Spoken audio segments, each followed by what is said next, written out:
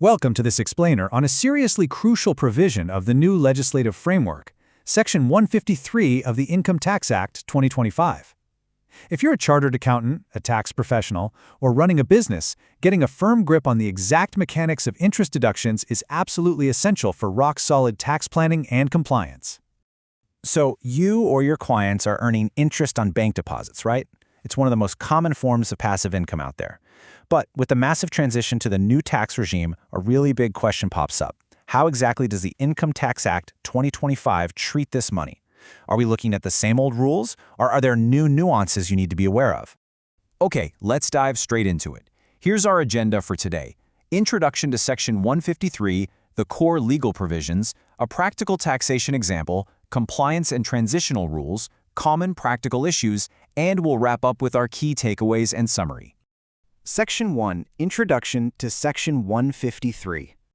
For years, those of us navigating the Income Tax Act of 1961 knew Sections 80 TTA and 80 TTB like the back of our hands. They were the absolute go-to for deductions on savings and time deposits. Well, under the new Income Tax Act 2025, those older provisions have been modernized and rolled into one neat, consolidated package, Section 153.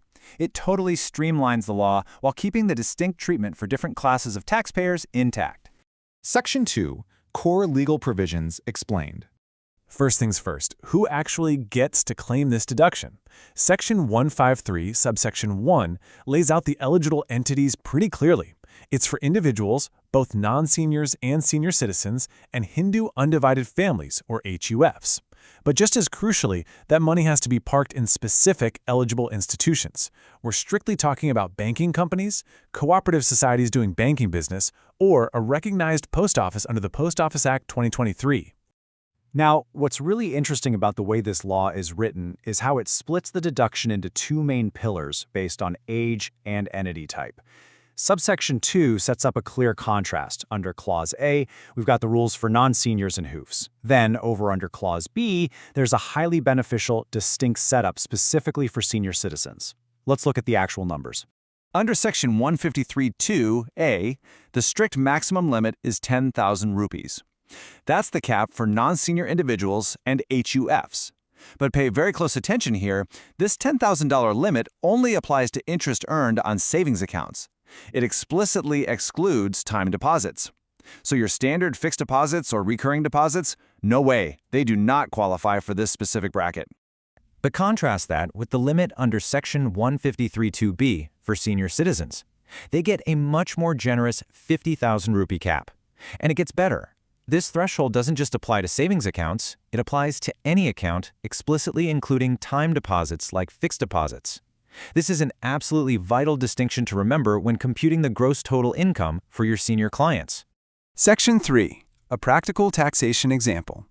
Let's see how this builds out in a real computation. Step 1, lock down the assessee's age and the exact type of deposit. Step 2, compute the total interest earned. Step 3, apply your Section 153 threshold, either 10K or 50K. And Step 4, you arrive at your taxable interest. Imagine a 45-year-old client earning 15,000 rupees from a savings account and 20,000 rupees from an FD. Since they're a non-senior, under Step 3, we strictly apply that $10,000 limit only against the savings interest, so the remaining 5,000 rupees from savings plus that entire 20,000 rupees from the FD is fully taxable. But if you flip that to a 65-year-old senior citizen with the exact same 35,000 rupees total interest, their entire interest falls under the generous 50,000 rupee limit of 153(2)(b, meaning their taxable interest on these deposits is a solid zero. Section 4, Compliance and Transitional Rules. Now for professionals managing the migration to the new act, you can breathe a sigh of relief thanks to Section 536. This is the repeal and savings clause of the 2025 Act, and it guarantees transitional continuity. Basically, rights and obligations from the old regime bridge over into the new one, completely seamlessly. And when it comes to preparing those returns, your reporting requirements for these deductions are strictly aligned with Chapter 8 of the newly notified Income Tax Rules 2026. Section 5, Common Practical Issues. All right, this is where things often go wrong in practice. Mistake number 1, erroneously claiming FD interest for non-senior citizens. Trust me, the system will flag that instantly. But the second mistake is even more of a deal breaker. Section 153, subsection 3, has a very specific exception.